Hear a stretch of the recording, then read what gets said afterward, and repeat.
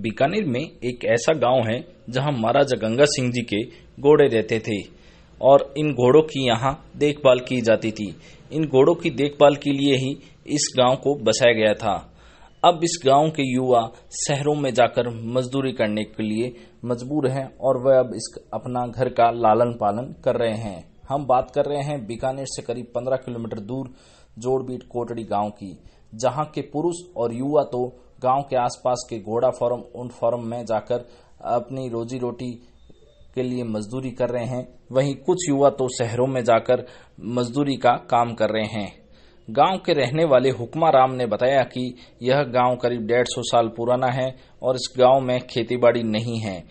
करीब 400 से 500 की आबादी वाले इस गांव में लोग सुबह से शाम तक मजदूरी करने के लिए जाते हैं। वहीं महिलाएं तो खेतीबाड़ी करने के लिए दूसरे गांव कर जाती हैं। इस गांव में गिनती के ही खेत हैं, ऐसे में खेतीबाड़ी यहां अच्छी तरीके से नहीं होती है। वे बताते हैं कि इस पूरे दूसरे गांव में खेतीबाड़ी करने के लिए ज्यादातर महिलाएं खेतों में काम करने के लिए जाती है और अपने घर की आजीविका चलाती है।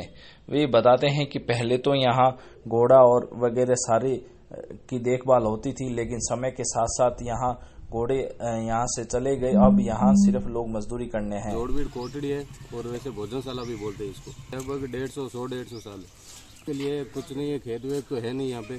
और बाकी है इधर घोड़ा फार्म है, कैमल फार्म है, बाजार है, वहाँ जाते हैं काम करने के लिए।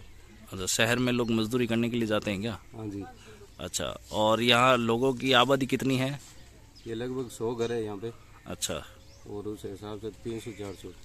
अच्छा, और खेतीबाड़ी बिल्कुल भी नहीं है यहाँ इस गांव में? खेतीबाड़ी इस गांव में नहीं है, दूर है थोड़ा। अच्छा, दूसरे गांव की वो है, कांकड़ बोलते हैं ना ऐसे। तो दूसरे गांव में लोग खेतीबाड़ी करने जाते हैं क्या? हाँ जी।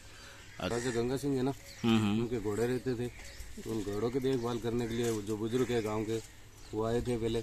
फिर धीरे धीरे जनसंख्या बढ़ती गई और गाँव